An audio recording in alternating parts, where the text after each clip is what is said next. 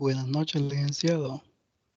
Estaré presente máximo media hora, dado que tengo otra tutoría de repaso en otra materia. Gracias.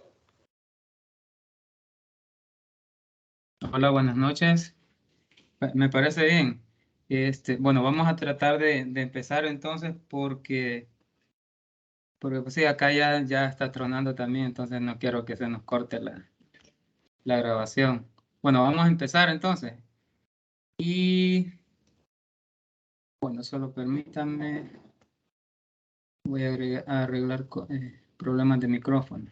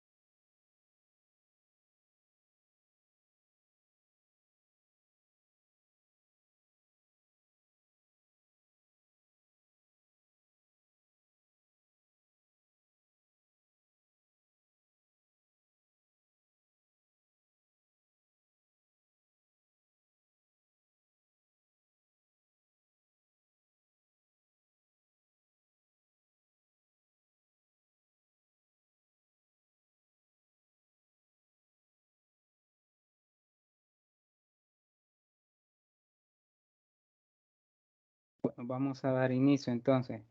Espero no me dé problemas el micrófono. Bueno, vamos a dar inicio. Buenas noches nuevamente. Bueno, agradecerle, la verdad, su asistencia, su puntualidad y las ganas de estar acá en esta tutoría.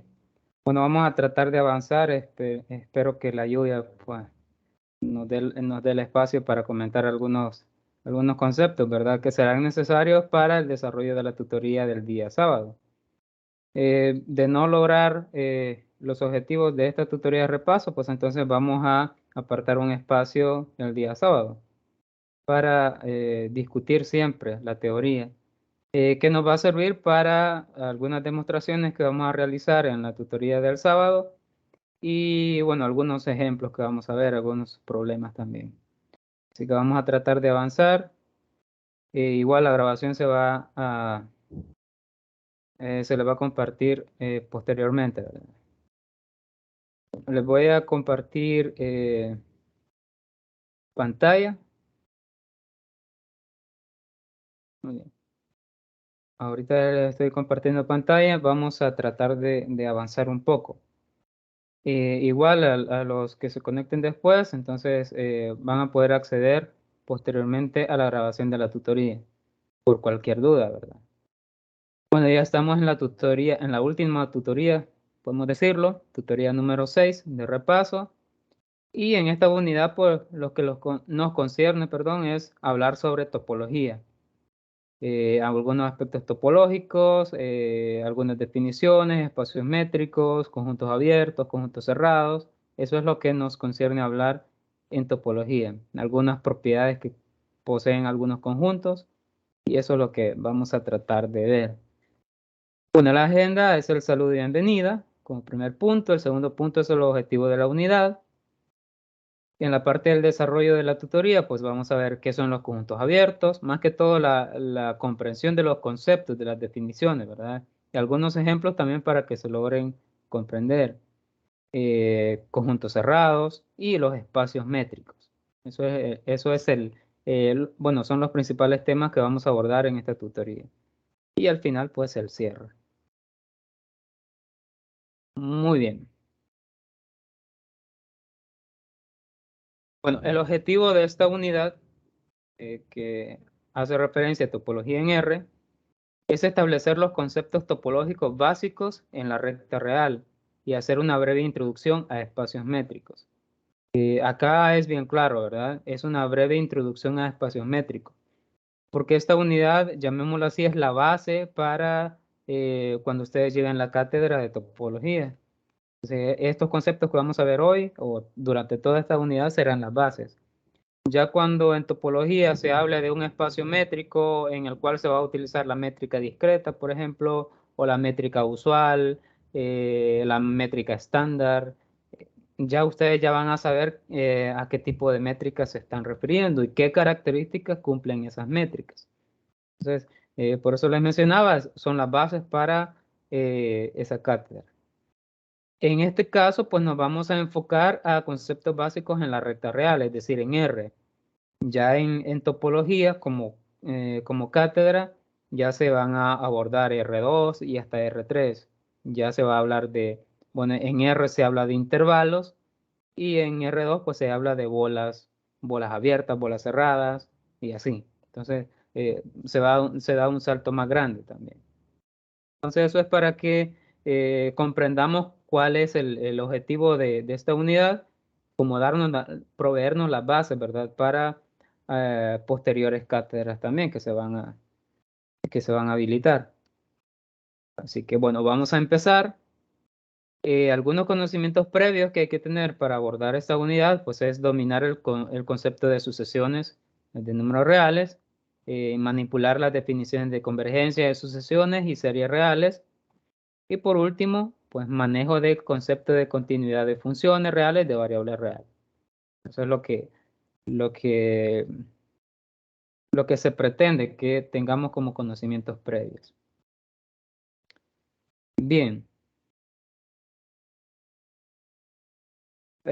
Todo nuestro análisis o todo lo que discutamos va a hacer referencia a la topología en R. ¿Sí? Y lo que queremos acá es encontrar todas aquellas características que contenga cada conjunto. Para ello, pues, en un conjunto, pues, vamos a hablar del concepto de punto interior o puntos interiores. Esa es la primera definición o algo base que vamos a mantener en cuenta o vamos a tener en cuenta. En el material, pues, está como la definición número 13 y vamos a hacer referencia a ello. Bueno, sea X un subconjunto de los reales. Ojo, recordar que acá nos vamos a enfocar a los reales, ya no vamos a hacer referencia a R2, sino que solo a los reales.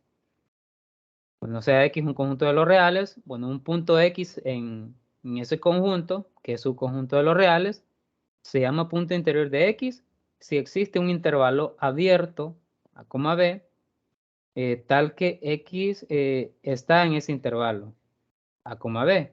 Además, ese X, pues, ese intervalo es su conjunto del conjunto X. Muy bien. ¿Y cómo se puede entender esta definición? Vamos a tratar de escribirlo acá. Vamos a ver si nos funciona. Imaginémonos, estamos en la recta real, ¿verdad? Vamos a ver. Más o menos. Estamos en la recta real. Tenemos una serie de puntos. Llamémoslo así. -1, 0, 1, 2. Por ejemplo, esta es la recta real. Y aquí hay más números a la derecha y más números a la izquierda. Entonces la definición nos dice, sea X un conjunto de los reales. Podemos hablar de que son los números enteros, por ejemplo. Entonces, -1, que ese conjunto esté formado por -1, 0, 1 y 2. Entonces, y sea X un punto de ese conjunto. Podemos hacer referencia al número 1, por ejemplo. ¿Sí?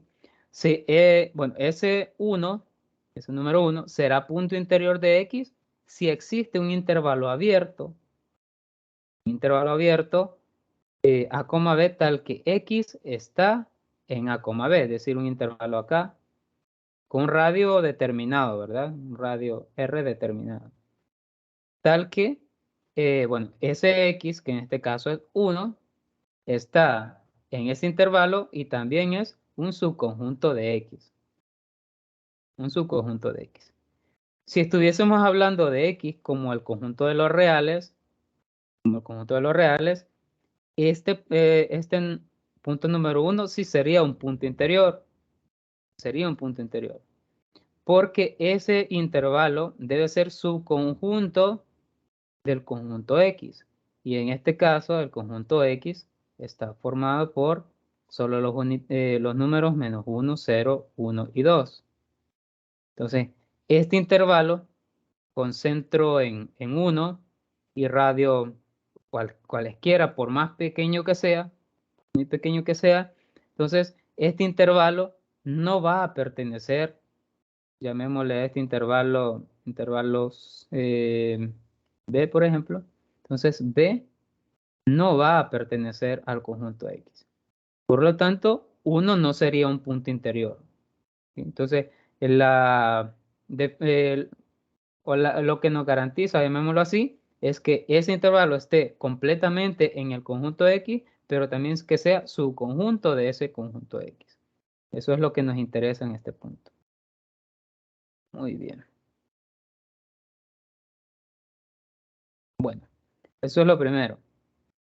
Se denota también el interior, bueno, al interior o al punto interior también se le denota como interior de X o X con un círculo arriba al conjunto de puntos interiores de X, así se le llama.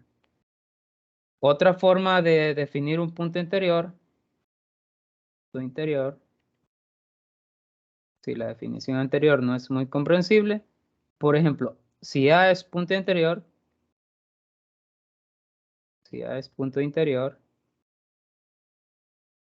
de un conjunto A, ¿verdad? Porque estamos hablando de un conjunto. Conjunto A, este va a ser punto interior, sí, solo sí. Bueno, A está en el conjunto A y además existe un intervalo. Aquí voy a hacer referencia a bolas. Existe un intervalo abierto con centro en ese punto. Centro en A que está completamente contenido en A. ¿Sí? Esa es otra forma de poder comprenderlo. Ojo, este intervalo, podemos formar acá, pues la característica principal es que puede ser lo suficientemente pequeño para que esté en A o lo suficientemente grande para que pueda llegar a ser A, pero nunca va a llegar a ser A. Entonces, esas son como condiciones o pautas que nos van a decir qué tan grande puede ser ese intervalo o el radio de ese intervalo que vamos a elegir. Entonces, por ejemplo, en el caso de la recta o del ejemplo que estábamos viendo, bueno, menos 1, 0, 1 y 2. Si el centro fuera 0, por ejemplo, entonces cualquier bola con centro en 0, ¿verdad? Cualquiera, por muy grande que sea, lo más grande que va a ser es eh, el conjunto A, lo más grande, pero no debe ser por la condición, ¿verdad? Entonces, podemos poner un radio acá, radio 1, si fuese 1, pero estos puntos en este intervalo no pertenecen al conjunto, dado que estamos hablando de los enteros, ¿verdad? Sí, entonces son como pautas que nos van a decir qué puntos sí se consideran puntos interiores. Bueno, por ejemplo, en este caso en particular, los números reales, podemos decir, perdón, los números enteros no poseen puntos interiores. En el caso de los números reales, sí. Números reales, por ejemplo, puede estar 1, 2, 3, 4, 5. Si quiero ver si el punto 3 es interior, entonces tomo cualquier intervalo y ese intervalo va a estar completamente dentro del conjunto. ¿Sí?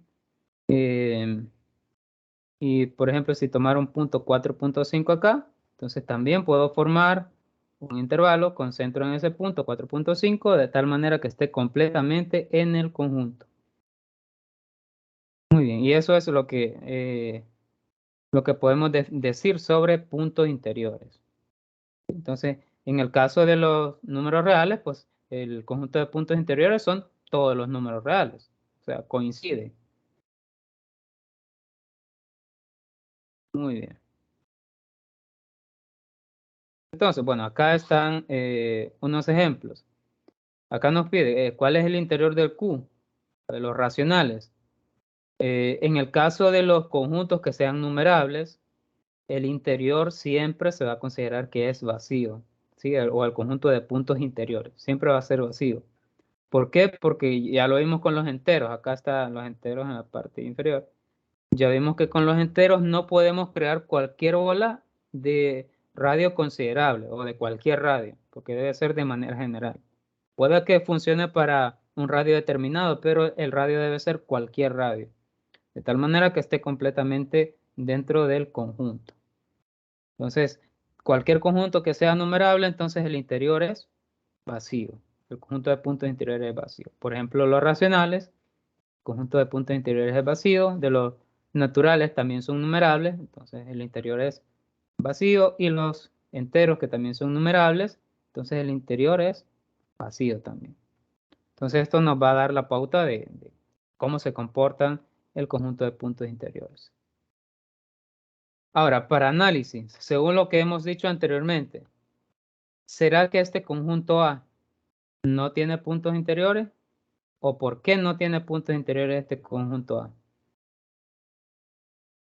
¿Por qué considera que este conjunto A no tiene puntos interiores, según lo que hemos mencionado anteriormente?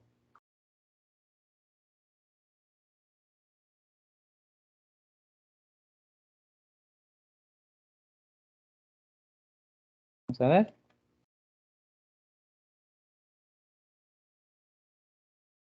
¿Alguna idea? ¿Por qué este conjunto no tiene puntos interiores? No está contenido los elementos Ajá, continúe. en, en, permítame,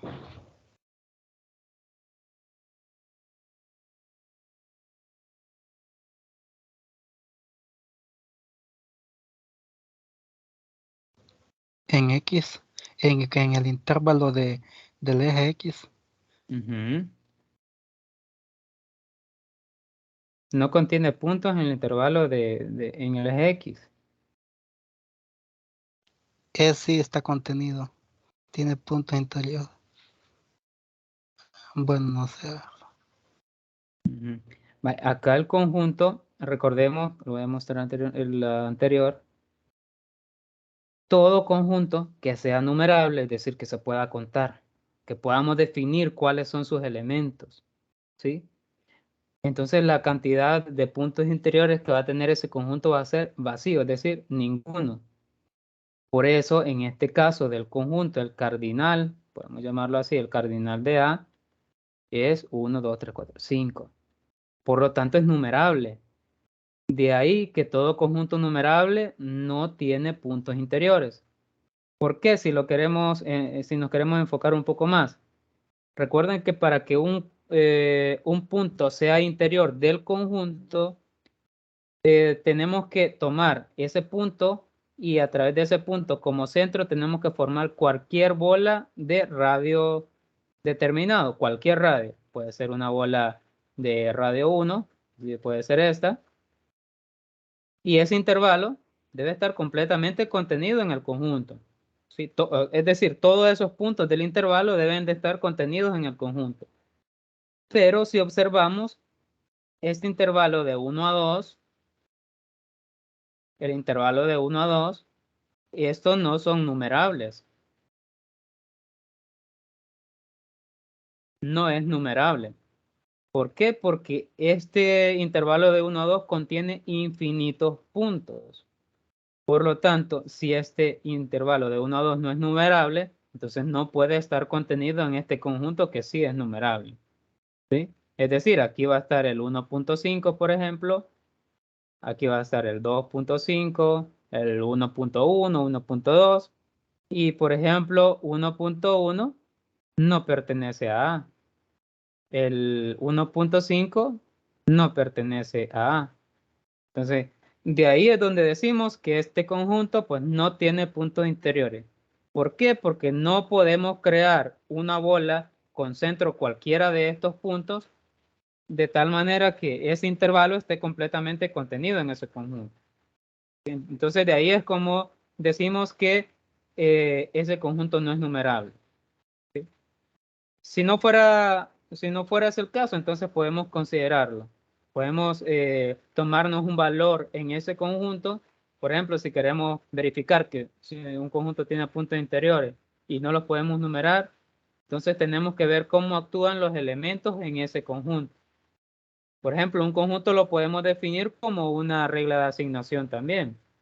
Puede ser el conjunto A está formado por todos los números pares, por ejemplo. El conjunto A está formado por todos los números de la forma n al cuadrado más n más 1, por ejemplo. Entonces, tenemos que saber cómo actúan los elementos de ese conjunto para definir si es numerable o no numerable. A partir de eso, pues vamos a saber si tiene puntos interiores. ¿Sí? Muy bien. Ese es el primer concepto que vamos a analizar. Muy bien. Vamos a borrar esto. Ahí estamos.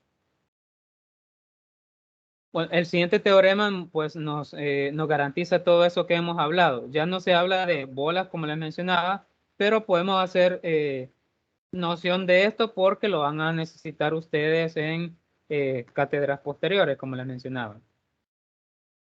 Por ejemplo, el teorema 50 hace referencia a los puntos interiores y nos dice, sea X un punto interior, acá está, X un punto interior del conjunto X.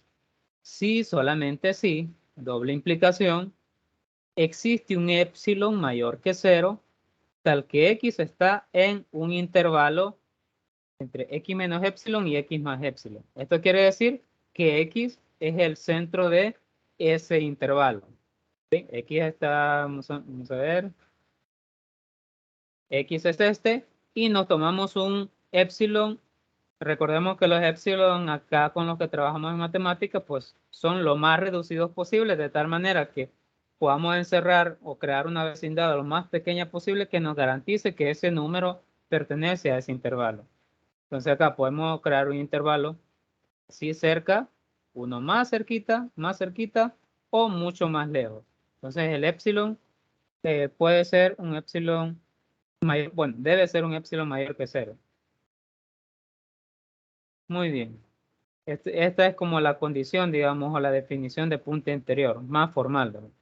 Entonces, si logramos encontrar para todo punto de ese conjunto un intervalo que lo contenga, un intervalo de esta manera, que contenga el punto, pero que además ese intervalo esté contenido en el conjunto original, entonces ya podemos decir que es un punto interior. De otra manera, no será punto interior. Para decir que este intervalo, este de acá, es un punto interior, perdón, que es su conjunto de X, pues tiene que mantener las características del conjunto X.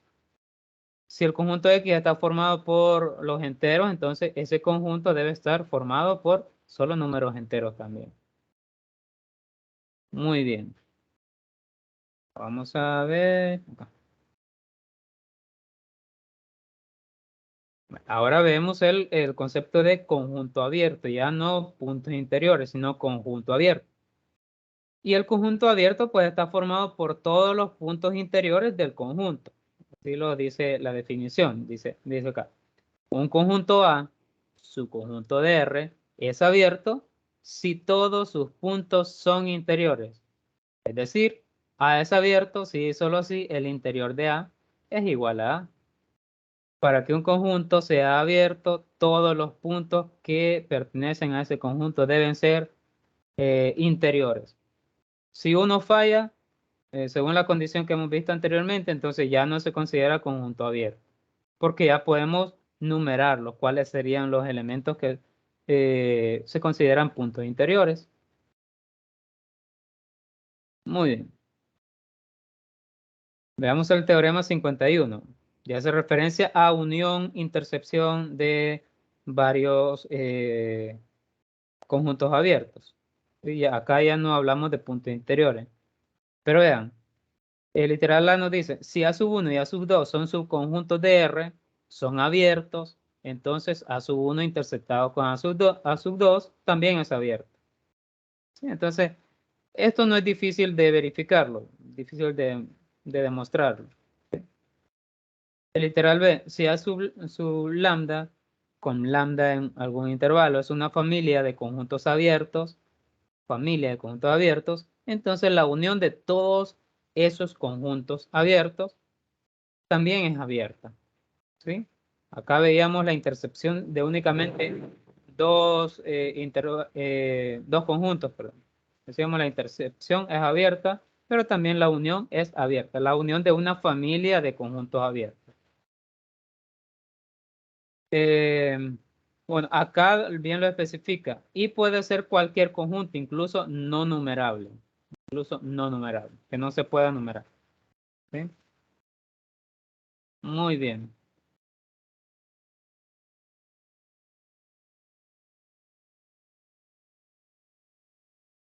El corolario 17 pues hace referencia al punto A, pero ya más generalizado.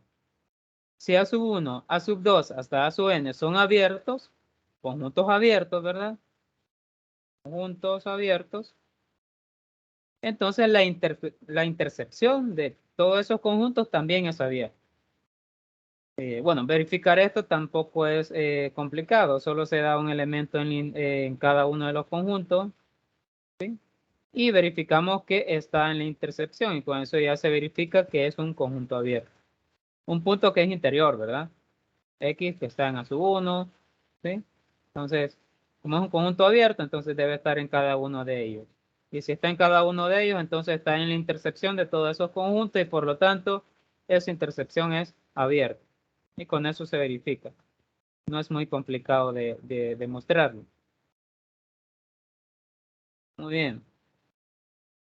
Ahora vamos a hablar de conjuntos cerrados o los puntos de adherencia. Es un poco parecida a la definición de puntos interiores. Y vamos a ver dos definiciones y nos vamos a quedar con la que mejor comprendamos, ¿verdad? Bueno, sea X un subconjunto de los reales, porque recordemos que estamos con la topología en R. Decimos que el punto A en R es un punto adherente, vean. Observemos que acá el punto no necesariamente está en el conjunto. No necesariamente el punto A está en R. Es un punto adherente o punto clausura, se le llama también acá. Al conjunto X. Si A es igual al límite de las sucesiones formadas por todos esos valores. Con X sub n que está en el conjunto X para todo n. Es decir, existe una sucesión X sub n en X tal que X sub n tiende a ese punto A. ¿Sí? Podemos inscribir esa misma definición de otra manera y podemos decir, bueno, al conjunto X, perdón, a los puntos de adherencia o bueno, a los puntos de adherencia a veces se le representa con A y una barra encima. Así se representa. Entonces podemos decir, X será un punto de adherencia, entonces definiría, sí, solo sí, para todo intervalo centrada en el punto X, ¿verdad? Todo intervalo centrado en el punto X. Entonces, ese intervalo interceptado con el conjunto A es diferente de vacío. ¿Qué significa esto? Que cualquier bola que podamos, cualquier intervalo, perdón, cualquier intervalo con centro en X, con centro al punto que queremos ver si es un punto de adherencia, interceptado con el conjunto principal, si la intersección entre esos dos es vacía, perdón, es diferente de vacía, entonces sí se considera un punto de adherencia. Entonces, esa es otra forma de poder comprender los puntos de adherencia. ¿Sí? Veamos un ejemplo para que se comprenda. Bueno, por ejemplo, si A está formado por un intervalo de 3 a 5, unido a 8, al unitario 8, unido al unitario 9. Entonces, veamos acá, 3,5 estaría acá, el 8 unitario 8 estaría acá, el unitario 9 acá. Entonces, según la definición que habíamos escrito, es que si queremos verificar que un conjunto es punto de adherencia, entonces cualquier bola o cualquier intervalo en cualquier punto interceptado con el conjunto original, pues nos debe dar diferente de vacío. Veamos en este caso, por ejemplo, en acá, entre 3 y 5, que sería 4. Entonces podemos crear una bola con centro en 4, un intervalo con centro en 4 y radio en general, ¿verdad? Cualquier radio. Y está contenido completamente en el conjunto. Y al interceptarlo con A tampoco será igual a vacío. Sí, entonces todos los puntos que están adentro de aquí serán puntos de adherencia, todos. Pero ¿qué pasará con los extremos acá? Con el punto 3. Pues también será punto de adherencia. ¿Por qué? Porque nos ubicamos aquí, creamos un intervalo con centro en 3 y cualquier bola, por muy pequeño, o cualquier radio, perdón, por muy pequeño que sea, al interceptar este intervalo con el conjunto A, va a ser diferente de vacío. Entonces también es un punto de adherencia. Lo mismo pasaría con 5 y estos puntos que están aislados también serán puntos de adherencia. ¿Por qué? Porque si tomamos un intervalo con centro en 8 y radio cualquiera, entonces la intercepción de A con ese intervalo será diferente de vacío. Entonces, 8 también es un punto de adherencia. Lo mismo pasaría con 9. Tomamos cualquier intervalo y al interceptarlo con el conjunto, pues será diferente de vacío. Por lo tanto, el conjunto de puntos de adherencia, lo representamos con A barra, será igual a al conjunto cerrado 3,5 unido al unitario 8 y el unitario 9. Entonces sí es un poco diferente, ¿verdad? Claro está. La condición es que acá, bueno, no necesariamente los puntos de adherencia van a estar dentro del conjunto original. Por ejemplo, el 3 no pertenecía al conjunto A, el 5 tampoco pertenecía al conjunto A. Entonces los puntos de adherencia pueden o no pueden estar dentro del conjunto. Lo único que hay que verificar es que al crear cualquier intervalo y verificar que la intersección sea diferente de vacía, pues con eso se garantiza que es un punto de adherencia. Muy bien. Bueno, no sé si hay dudas con esta definición. Por el momento no, licenciado. Muy bien, excelente, excelente. Si tienen alguna duda, pues no tengan pena en decírmelo para poder aclararlo, ¿verdad? Muy bien. Bueno, y si les ha quedado dudas en algo, pues bueno, va a quedar la grabación por ahí para que ustedes vuelvan a analizar por qué se ha considerado de esa manera esos puntos. Muy bien.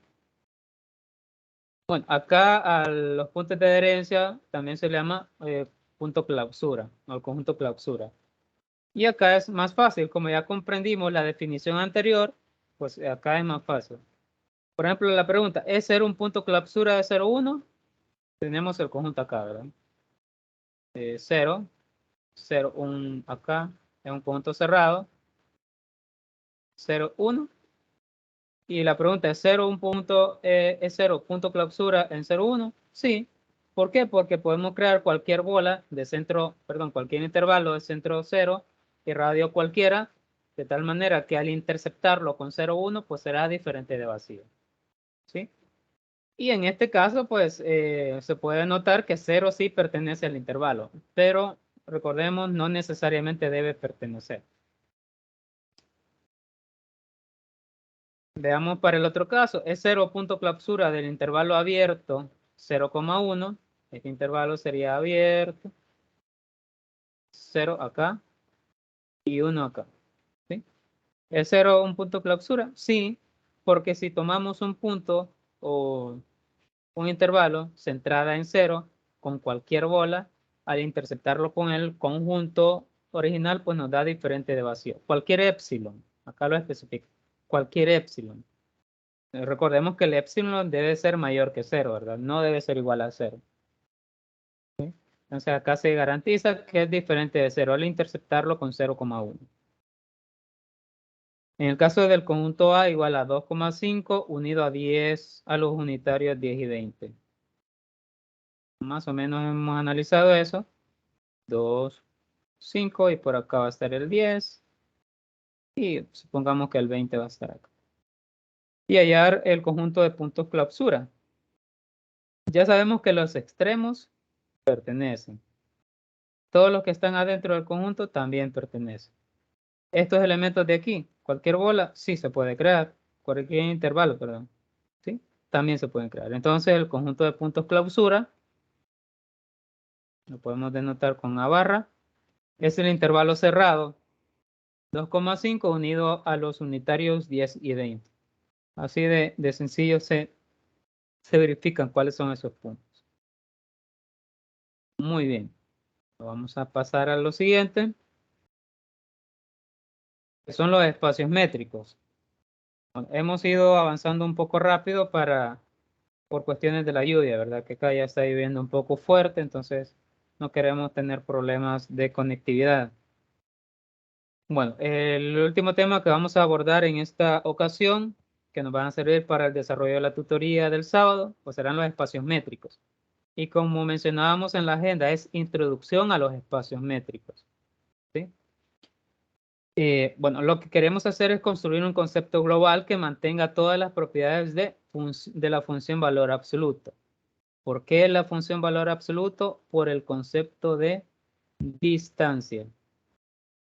Por eso, que contenga todas las propiedades de la función valor absoluto. Y un espacio métrico no tiene por qué tener alguna estructura algebraica definida en él.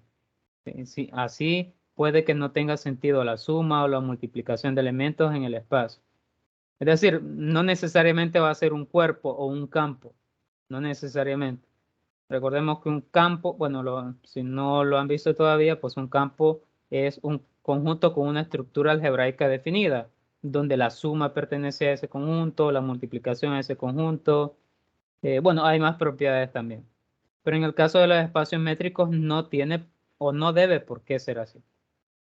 Entonces, no necesariamente va a tener sentido la suma o la multiplicación, no necesariamente la suma de dos elementos de ese conjunto van a quedar en ese conjunto. ¿Sí? En cuanto a los espacios métricos, pues eso no se toma en cuenta. Muy bien, veamos la definición entonces. La definición más formal, 6.1. Bueno, un espacio métrico es un par formado por, lo voy a señalar acá, formado por un conjunto X y una métrica definida. ¿Y por qué hago referencia al concepto de una métrica definida? Porque el conjunto ya debe de llevar una métrica, valga la redundancia, definida, pero acá se va a definir cuál de todas se va a usar, porque hay varias métricas, o bien podemos construir una también, pero una que cumpla con todas las condiciones, ¿verdad? No cualquiera, no cualquier métrica. Entonces, un espacio métrico es un par formado por un conjunto y una métrica, que en este caso lo vamos a denotar por D, donde X es un conjunto no vacío y D es una función real definida en el producto cartesiano X cruz X, ¿sí? Llamada distancia o métrica y que satisface las siguientes propiedades. ¿Por qué estamos en X cruz X? Porque X cruz X pues es R2, ¿sí? Y la distancia pues en R2 debe estar definida. Entonces, ¿qué condiciones debe de cumplir esa métrica? Pues que la distancia entre dos pares de puntos, X, Y, para todo X y Y en el conjunto, la distancia debe ser mayor o igual que 0. Esa es la primera. La otra es que la distancia va a ser 0 si los dos puntos coinciden.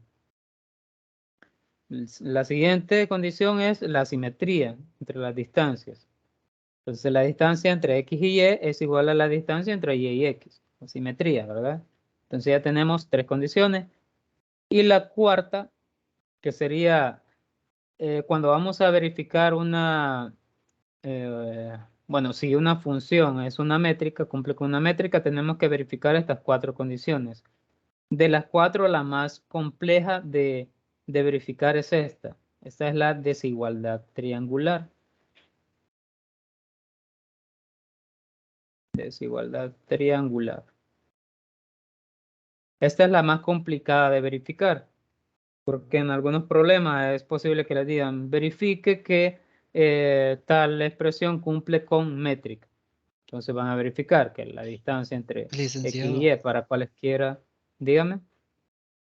y este concepto, esta definición se aplica directamente al problema 3 de la tarea, pero lo que realmente yo entendí es si tengo que demostrar en ese problema si es continua con la doble negación que da ahí o qué es lo que pregunta realmente, porque en fin, quedé más perdido.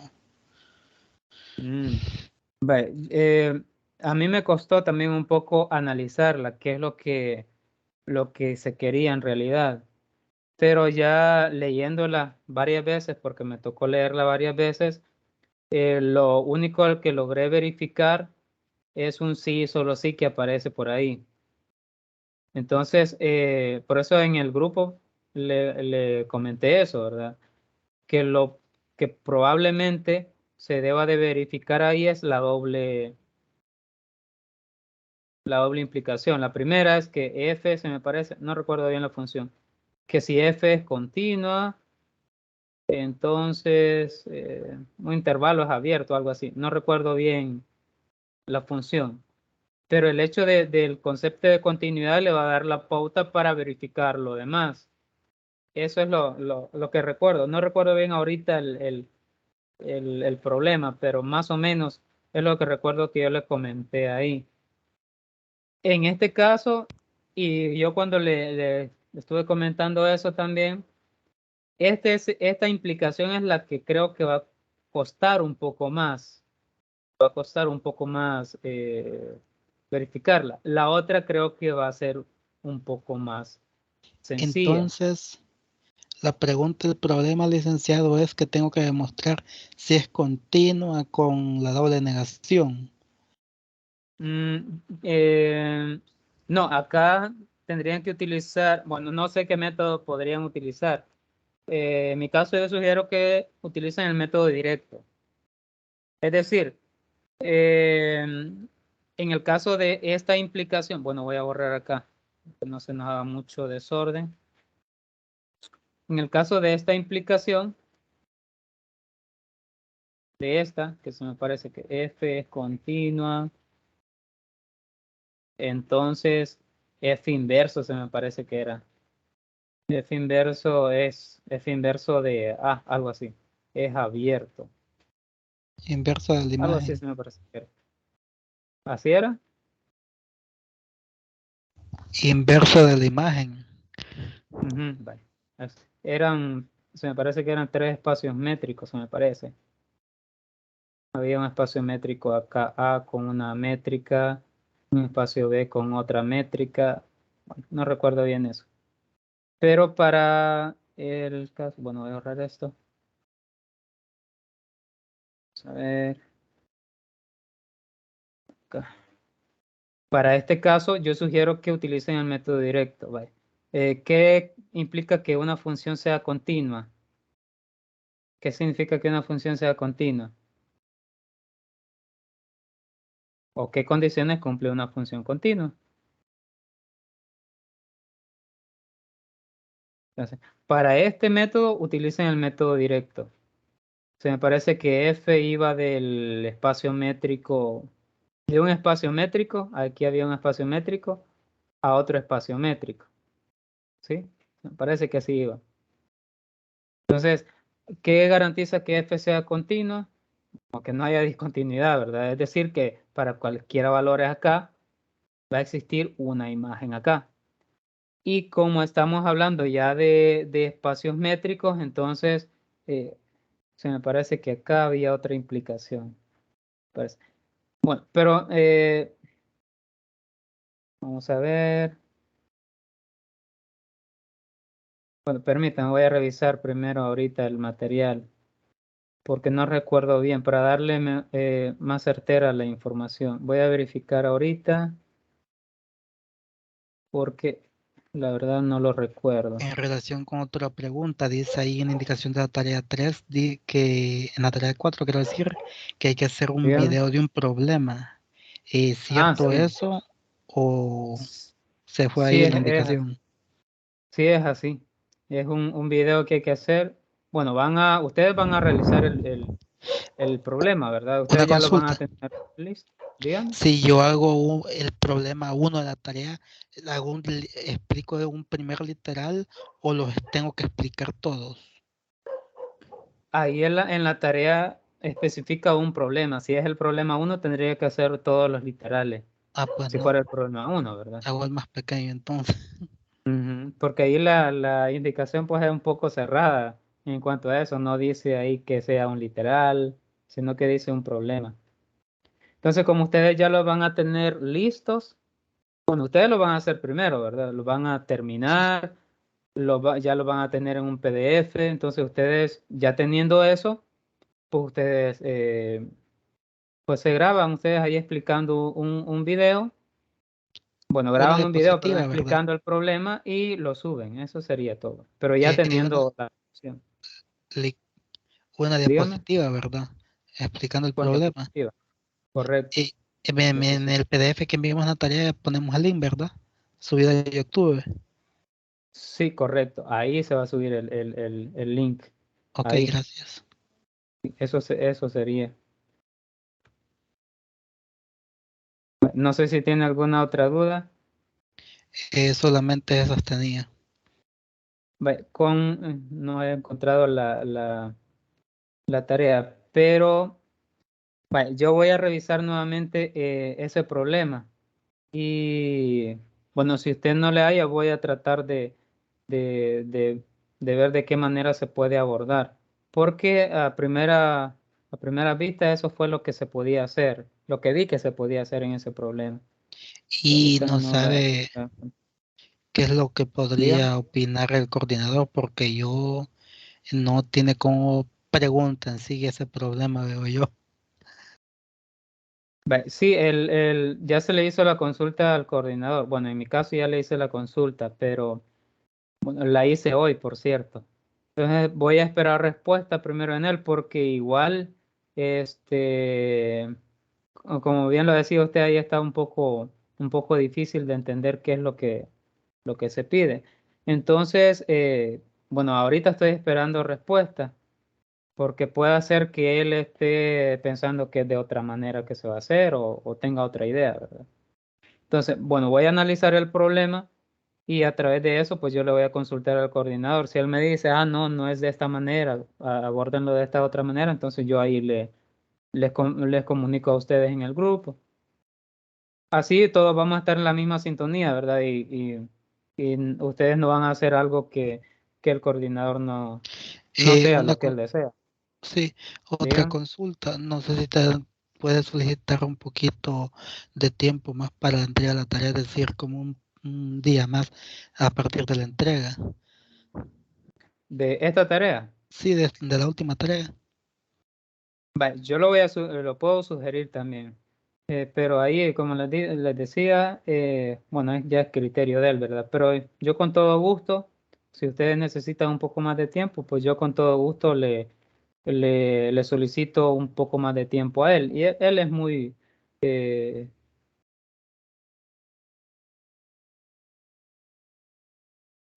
Tengo otra pequeña consulta, no sé si la puedo hacer por aquí.